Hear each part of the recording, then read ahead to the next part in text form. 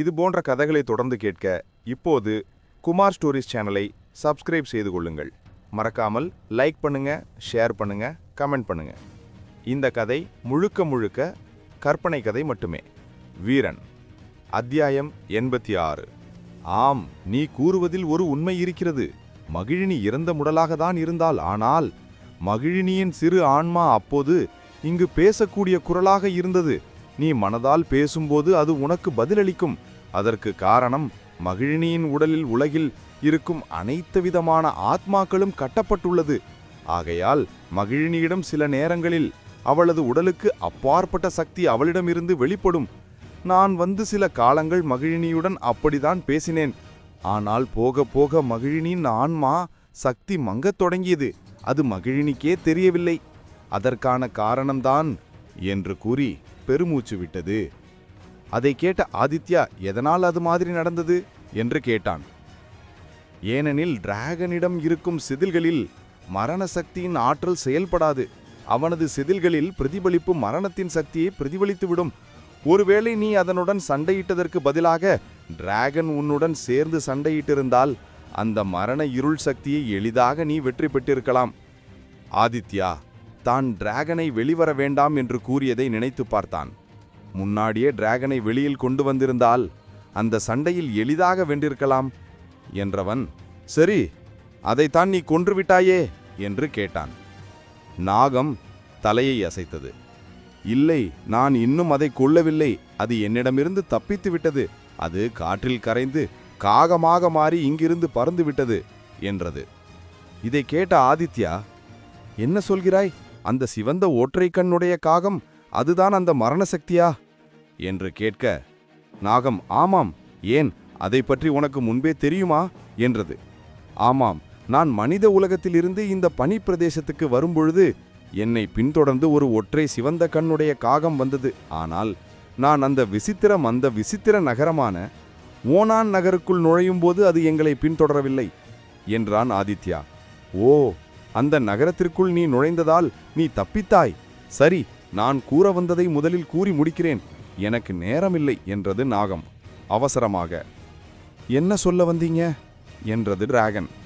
ஆதித்யாவை பார்த்து நிதானமாக கூறியது, நீ கூறியது போல் உன்னால் முடிந்தவரை முயற்சி செய்து மகிழினியின் உடலுக்கு உயிரை கொண்டு வா. இனிமேல் மகிழினியின் உடல் இங்கு இருப்பது பாதுகாப்பல்ல. ஏனெனில் மகிழினியிடமிருந்து அரிய சக்திகளை பெற்றதோடு மட்டுமில்லாமல் உன்னிடமிருந்தும் சில சக்திகளை அது கற்றுக்கொண்டு விட்டது. ஆகையால் மீண்டும் இங்கு மகிழினியின் சவப்பெட்டியை வைத்தால் அவரது உடலை கவர்வதற்கும் அதை சுத்தமாக அழிக்கவும் அந்த மரண சக்தி மீண்டும் முயற்சிக்கலாம். ஆகையால் நீ இப்போது எங்கு வைத்திருக்கிறாயோ அங்கே பாதுகாப்பாக வைத்துக்கொள்.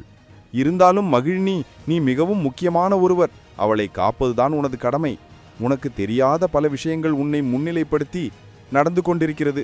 ஆகையால் நீ ஒவ்வொரு செயலையும் செய்வதற்கு முன் நன்றாக யோசி என்றது.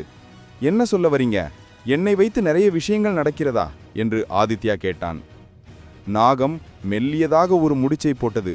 ஒன்று மட்டும் கூறுகிறேன் இளைஞனே, உனக்கு தெரியாத, உன்னால் நினைத்து கூட பார்க்க முடியாத சில விஷயங்களுக்கு நீதான் ஆரம்ப புள்ளி. ஆகையால் செய்யும் செயலை தைரியத்துடன் செய் என்று கூறியற்று. கடைசி வரைக்கும் நீங்க யாருன்னே சொல்லலையே என்று ஆதித்யா கேட்டான்.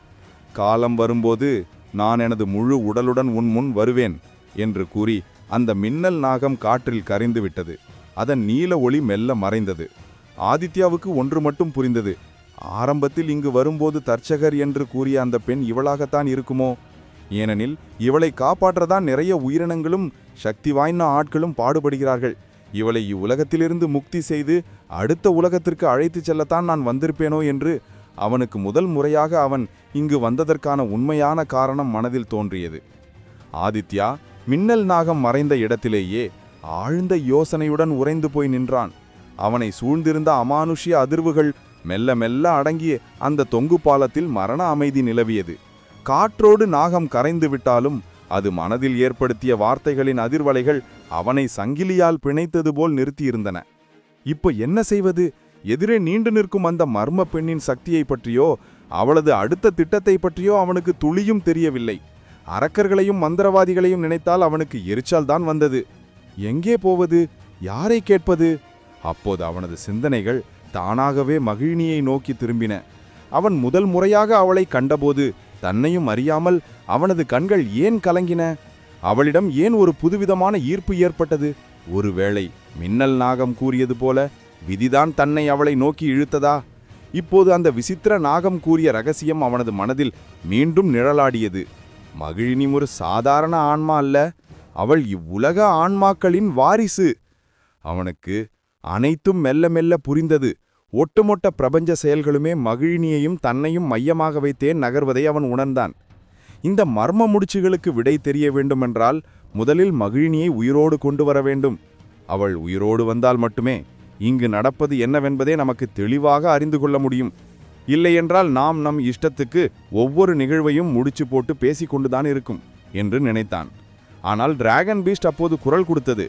நீ மகிழினியை உயிரோடு கொண்டு வர வேண்டும் என்றால் அது எளிதான விஷயம்தான். ஆனால் அதை எங்கே செய்வது? அதாவது உனது ஆன்மீக ஆத்ம கடலில் அவளை உயிரோடு கொண்டு வருவதுதான் கடினம். அவ்வாறு நீ மேற்கொள்ள முயன்றால் உனக்கு மரண ஆபத்து என்பது ஏற்கனவே தெரியும். ஆதலால் வெளி உலகத்தில்தான் அதை செய்ய வேண்டும். இருந்தாலும் இதில் இன்னொரு சிக்கல் இருக்கிறது. மகிழினியின் நெற்றியில் இருக்கும் அந்த தழும்பு. ஆமாம், நன்றாக புரிகிறது என்றான் ஆதித்யா. மகிழினியை எப்படி நாம் காப்பாற்றி அவளுடன் வரும் காலங்களில் பயணிக்கப் போகிறோம் என்பதே தெரியவில்லை. தனியாக இதை சாதிக்க முடியாது. உடனே டிராகன் பீஸ்ட் அதற்கு ஒரு ஒப்பையை சொன்னது. இதற்கெல்லாம் உனக்கு உதவியாக உறுதியான நண்பர்கள் தேவை என்றது. என்ன சொல்கிறாய் என்று ஆதித்யா குழப்பமாக கேட்டான். நீ தனியாக இருக்கும் வரை மகிழினியை வைத்து அவளை பாதுகாக்க முடியாது. நீ ஒரு குழுவாக நண்பர்களுடன் இருக்கும்போதுதான் உனக்காக அவர்கள் கை கொடுத்து உன்னையும் மகிழினியையும் ஆபத்திலிருந்து காப்பாற்றுவார்கள் என்று டிராகன் பீஸ்ட் அழுத்தமாக கூறியது. நண்பர்கள் என்று அது கூறிய உடனே ஆதித்யாவுக்கு ஞாபகம் வந்த ஒரே நபர் ராணிதான். ராணிதான் எப்போதுமே ஆதித்யாவின் மீது பாசமும் பற்றுகளும் அசைக்க முடியாத நம்பிக்கையும் கொண்டிருந்தாள். அவனுக்கு எதுவும் ஆகவிடக்கூடாது என்று அன்று நடுக்காட்டில் மரணத்தின் வாயிலில் அவனுக்காக துணிந்து அவனுடன் துணை நின்றாள். இவை அனைத்தையும் யோசித்த ஆதித்யா ஒரு முடிவுக்கு வந்தான். அப்படியென்றால் முதலில் ராணியை கண்டுபிடிக்க வேண்டும். ஒருவேளை ராணி இருள் இளவரசனிடம் போய்விட்டாளா, இருள் நகரத்தில் இருக்கிறாளா என்று அவன் சிந்தனையில் அந்த பனி படர்ந்த தொங்கு பாலத்தை அழுத்தமாக பார்த்து கொண்டிருந்தான். அவனது அடுத்த இலக்கு இப்போது தெளிவாக தெரிந்தது. பனி பாலைவனம். அதே நேரம் ஆதித்யா நின்ற இடத்திலிருந்து பல்லாயிரம் கிலோமீட்டர்களுக்கு அப்பால் மனிதர்கள் வாழ தகுதியற்ற ஒரு நிலப்பரப்பில் வானமும் பூமியும் வெண்மை நிறத்தில் உறைந்து போய் இருந்தன. அங்கே பனி சூறாவளி வீசியது. அது மிகவும் அடர்ந்த மதில் சுவர் போன்ற பனித்திரைகளால் நிறைந்த ஒரு பனி பாலைவனமாக இருந்தது. முன்னேறி போங்க, எதற்காகவும் யாருக்காகவும் காத்துக்கிட்டு இருக்க வேண்டாம், முன்னேறுங்கள் என்று விரோதன் தனது ஆட்களை நோக்கி உக்கிரமாக கத்தினான். அவனுடன் ராணி மற்றும் அவளது நண்பர்களும் விரோதலின் மூத்த வீரர்களும் தனித்தனி குழுக்களாக இருந்தார்கள். அவர்கள் இந்த பனிப்பிரதேசத்திற்குள் தனித்தனியாக வந்திருந்தாலும் இப்போது ஒரே குழுவாக செயற்பட வேண்டிய கட்டாயம் இருந்தது. ஏனெனில் அவர்களின் இலக்கு இருள் நகருக்கு செல்வது. அவர்கள் இந்த பனிப்பிரதேசத்திற்குள் நுழைந்து 2 நாட்கள் கடந்துவிட்டன. இன்னும் 8 அல்லது 9 நாட்களுக்குள் இருள் இளவரசனின் நகருக்குள் சென்றாக வேண்டும். விராட்ட நகர அரசர் போட்ட ஒப்பந்தத்தை எந்த விலையை கொடுத்தாவது முடித்துவிட வேண்டும். இந்த குறிக்கோள் மட்டுமே விரோதனின் மனதில் தீவிரமாக தங்கியிருந்தது. ஆகையால் அவர்கள் பின்னால் தங்கி இந்த கடுமையான உறைந்த பனியில் மாட்டிக்கொண்டு மயங்கி விழும் மாணவர்களைக் கண்டும் மூத்த வீரர்களைக் கண்டும் விரோதன் எந்த ஒரு கவலையும் படவில்லை.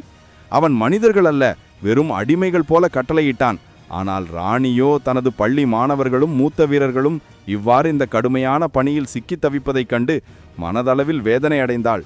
அவளது இருதயம் இரக்கத்தால் துடித்தது.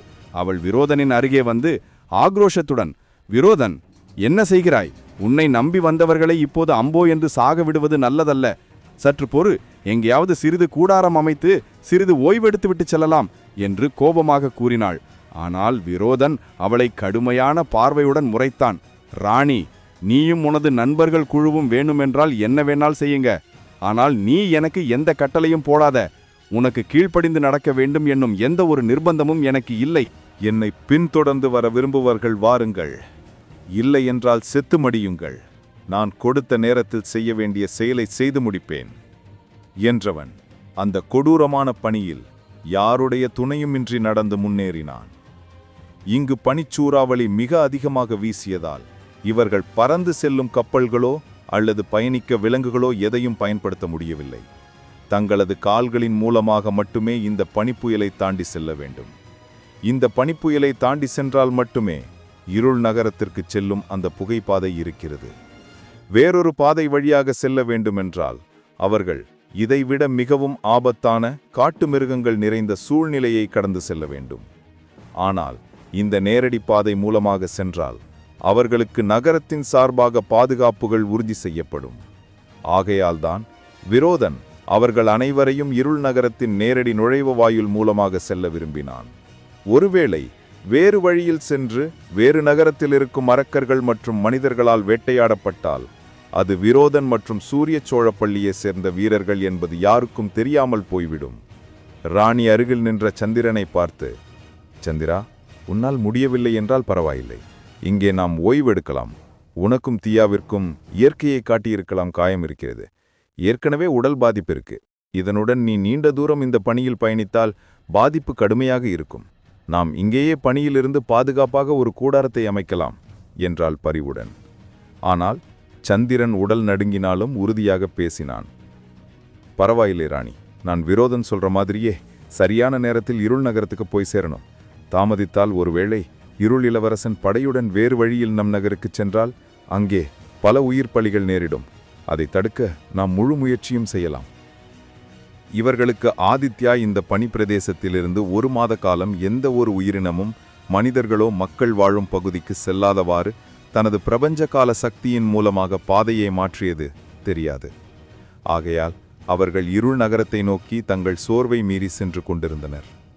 இந்த பனிப்பிரதேசத்தின் நேர் எதிர் திசையில் பல ஆயிரக்கணக்கான கிலோமீட்டர்கள் தொலைவில் முற்றிலும் மாறுபட்ட ஒரு சூழ்நிலை இருந்தது. அங்கே உறைந்த மரணத்தின் சாம்ராஜ்யம். பனிப்பிரதேசத்தில் பயணித்த அந்த ஒற்றைக்கண் காகம் கடைசியாக கடலை தாண்டி தீப்பற்றி எரியும் கற்கள் பாறைகளாலான ஒரு சிறு தீவுக்குள் நுழைந்தது. அந்த தீவின் உச்சியிலிருந்து நெருப்பு குழம்பு வழிந்து ஓடிக்கொண்டிருந்தது. கருகிய மாமிச வாடை மண்டி கிடந்தது. காகம் அந்த நெருப்பு குழம்பிலிருந்து சிறிய பாதை வழியாக உள்ளே சென்று ஒரு ராட்சச குகைக்குள் நுழைந்தது. அங்கு ஒரு மாபெரும் இருண்ட அரக்கர் அரியணையில் கம்பீரமாகவும் அதே சமயம் கோரமாகவும் ஒரு பெருத்த மனிதன் அமர்ந்திருந்தான். அவனது தோள் பாறைகள் போல தடித்து கருடுமுரடாக இருந்தது. அவன் தனது ஒரு கையில் சமைக்கப்பட்ட மாமிசத்தையும் மற்றொரு கையில் மதுவையும் அருந்திக் கொண்டிருந்தான். அவனது உடல் பருத்து, அதே நேரம் அவனது இரு கைகளும் மிகப்பெரிய ஆயுதங்கள் போலிருந்தன. அவன் ஒரு ஆஜானுபாகுவான அரக்க மன்னன். அரக்கன் அருகில் சென்று அந்த ஒற்றைக்கண் காகம் அமர்ந்தது. திடீரென அது காகமாக இருந்த உருவத்திலிருந்து காகத்தின் மூக்கு கொண்ட ஒரு அஞ்சிய மனித உருவமாக மாறியது. அரசே என்று நடுங்கும் குரலில் அவன் தொடங்கினான். நீங்கள் கூறியது போல் நான் ஒரு மாமிச மனிதனை கண்டுபிடித்தேன். அவனிடம் ஒரு திவ்ய சக்தி இருக்கிறது. அந்த சக்தியை நான் இதற்கு முன் கண்டதில்லை. இருப்பினும் நீங்கள் வழங்கிய சக்தியினால் அந்த சக்தியை நான் தடுத்துவிட்டேன். ஆனால் அது நீங்கள் கூறிய அந்த பெண்ணிடம் இருக்கும் சக்தி போலவே இருக்கிறது என்றான் அந்த ஒற்றைக்கண் காக மனிதன். அரக்க மன்னனின் கண்களில் அப்போது தீப்பொறி பறந்தது. என்ன சொல்கிறாய்? அந்த மாதிரி சக்தி படைத்தவன் இன்னொருத்தன் இருக்க வாய்ப்பே கிடையாது. அது அந்த செத்துப்போன அந்த சித்திக்கு பொண்ணு மட்டும்தான். அவளை தேடி கண்டுபிடிக்கச் சொன்னால் எவனையோ பார்த்து வந்து என்கிட்ட சொல்லிக்கிட்டு இருக்கிறாயா என்று கர்ஜித்தான். அவன் தனது கையில் இருந்த மாமிசத் துண்டை ஆக்ரோஷமாக அவன் முகத்தில் எறிந்தான். மாமிசம் சிதறி காகமனிதனின் முகத்தில் ஒட்டியது. இன்னொரு நடை இது மாதிரி என்கிட்ட வந்து தப்பு தப்பா சொல்லிக்கிட்டு இருந்தா நான் அடித்தால் உன் உடம்புதான் இப்படி இருக்கும் என்று மிரட்டினான். அரசே, என்னை மன்னிச்சிடுங்க என்று அடுத்து கூறுவதையும் விளங்கிக் கொண்டு நிற்க, அப்போது இன்னொரு ஒற்றைக்கண் காக மனிதன் உடல் முழுவதும் இரத்தம் வடிய தள்ளாடி வரைய குகையின் உள்ளே நுழைந்தான். அவன் மூச்சு வாங்கிக் கொண்டிருந்தான். அரக்க மன்னனின் கோபம் இப்போது அதிர்ச்சியில் உறைந்தது. அவன் யாராலும் நெருங்க முடியாத இடத்தில் இருக்கும் ஒருவன் ஏன் இரத்தம் வடிய வர வேண்டும்? ஆதித்யாவின் அடுத்த நகர்வு என்னவாக இருக்கும்? தொடரும்.